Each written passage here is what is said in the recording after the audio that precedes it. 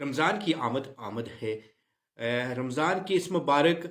اور باسعادت موقع پر جہاں ہمیں عبادات کرنے کا زیادہ سے زیادہ موقع میسر آتا ہے، تو وہیں ہمیں چاہیے کہ ہم اپنے معاملات کو بھی زیادہ سے زیادہ بہتر بنائیں۔ رمضان کے اس مبارک اور باسعادت موقع پر جہاں ہم اپنی سحری اور افطاری کے لیے پرتکلف اہتمام کرتے ہیں، تو وہاں ہمیں چاہیے کہ ہم اپنے جو ارد گرد کے غریب لوگ ہیں، جو متوسط طبقہ ہے، جو پسا ہوا طبقہ ہے، تو اس کا بھی خیال رکھیں، اس کی سحری و افطاری کا بھی اہتمام کریں، تاکہ ہم اس مبارک اور باسعادت